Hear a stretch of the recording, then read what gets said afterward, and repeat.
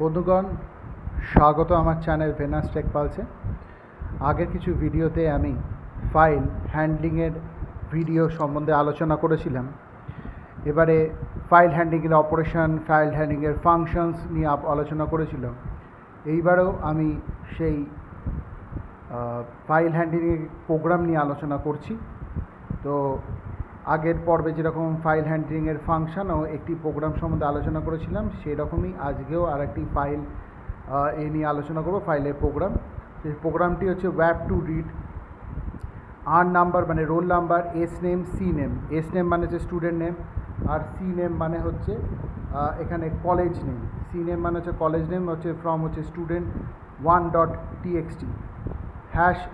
এবার শুরু করছি আজকে প্রোগ্রাম, যে কীভাবে লিখতে হবে। হ্যাশ ইনক্লুড studio.h আর হ্যাশ ইনক্লুড স্টুডিও lib.h, মানে এটা স্টুডিও লাইব্রেরি.h। তাহলে ভয়েড মেন দিয়ে ভয়েড মেনের মধ্যে লিখতে হবে ইন্টিজার আর নাম্বার, মানে রোল নাম্বারটা আমি ইন্টিজারে নিয়েছি। ক্যারেক্টার এস নেম 100, আর সি নেম মানে যে কলেজ নেমটাকে 100-এতে নিয়েছে, 100 বাইট করে জায়গা দেবে। ফাইল পয়েন্টার এফপি, এই এফপি পয়েন্টারটা কাকে পয়েন্ট করে আছে? এফ ওপেনকে। ভালো করে দেখুন, এফ ওপেন। এফ ওপেন কী করবে? ডি ড্রাইভে সি প্রোগ্রামের মধ্যে স্টুডেন্ট 1.txt ওপেন হবে। সেটা কী মোডে ওপেন হবে? রিড মোডে ওপেন হবে। আর এই ফাইল অপারেশনের আমি মোডগুলো নিয়ে আলোচনা করেছিলাম, এই প্রত্যেকটি আলোচনা করেছিলাম। আর ডাব্লু, আর প্লাস, ডাব্লু প্লাস, এরকমভাবে প্রত্যেকটি আলোচনা করেছি।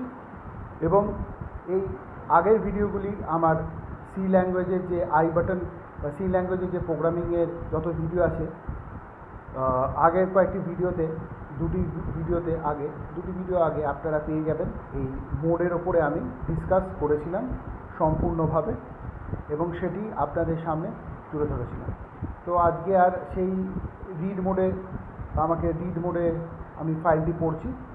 If FP is equal to null, যদি এফপির মধ্যে নাল থাকে, মানে কোনো ভ্যালু না খুঁজে পায়, বা ওই ফাইলটাকে যদি না খুঁজে পায়, তাহলে কী হবে? প্রিন্টেড ফাইল এরার, এক্সিট 0 মানে বেরিয়ে আসবে।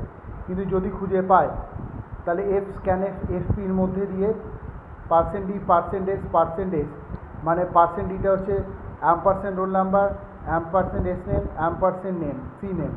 তাহলে ও ওই যে ফাইলের মধ্যে যা যা লেখা আছে, রোল নাম্বার, স্টুডেন্ট নেম আর কলেজ নেম, সেগুলিকে তুলে আনবে। আর printf roll number is equal to %d করে আর নাম্বার, রোল নাম্বারটা প্রিন্ট করবে। অর্থাৎ এফ স্ক্যানএফ দিয়ে ফাইলের মধ্যে থেকে ওটাকে স্ক্যান করে রোল নাম্বার, স্টুডেন্ট নেম এবং কলেজ নেমটাকে তুলবে। আর প্রিন্টএফ করে এস নেমের মধ্যে দিয়ে স্টুডেন্ট নেম, আর প্রিন্টএফ সি নেমের থ্রু দিয়ে সি নেমটাকে প্রিন্ট করাবে।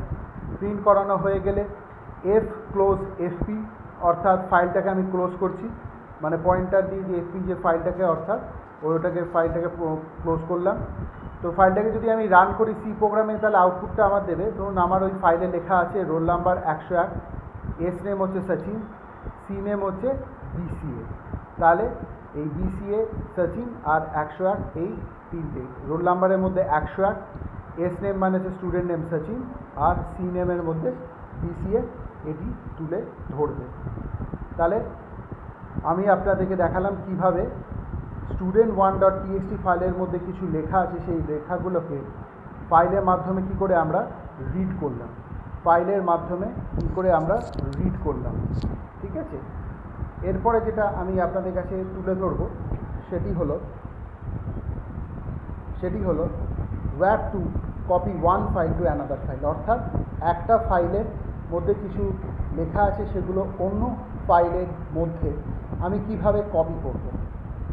Hash include studio.h, hash include studio.lib.h মানে হচ্ছে library.h, standard library.h, void main character ch, file pointer fp1 আর fp2, মানে প্রথম ফাইলের জন্য fp1 নিলাম, আর দ্বিতীয় ফাইল পয়েন্টারের জন্য fp2 নিলাম। fp1 is equal to F open D, C প্রোগ্রামের স্টুডেন্ট 1.txt রিড মোডে আমি এটা খুললাম। আর fp2 এর মধ্যে কী করছি? F open D C program dup.txt বলে, মানে এটা আমি ফাইলের নাম নিয়ে নিয়েছি। সেটাতে কী হবে, রাইট করতে হবে, ডবল ইনভার্টেড কমার মধ্যে রাইট। প্রথমটা থেকে রিড করবে, অর্থাৎ প্রথম দিকে কিছু লেখা আছে সেগুলোকে রিড করবে, আর দ্বিতীয় ফাইলে কিছু লেখা নেই, অর্থাৎ রাইট করতে হবে। If fp1 = null, printf file1 error, exit 0। আর যদি fp2 = null, তাহলে লিখতে হবে printf file2 error, exit 0, মানে এক্সিট করে বেরিয়ে আসতে হবে, কিছু থাকবে না। while not equal to fp মানে feof, file end of file অবধি যাবে।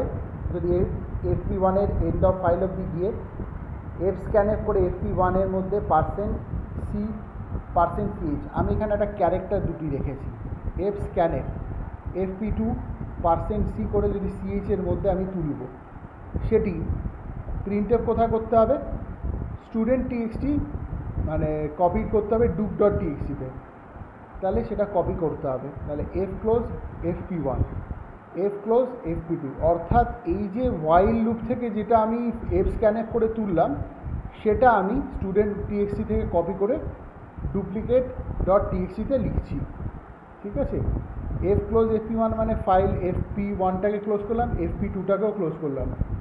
আউটপুটে গিয়ে দেখব student1 is copied to duplicate.txt।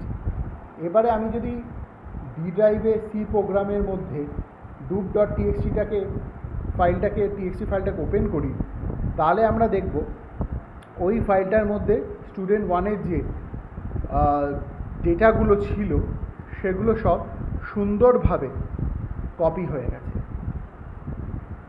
এইটাই হলো এই দ্বিতীয় প্রোগ্রামের যে বর্ণনা।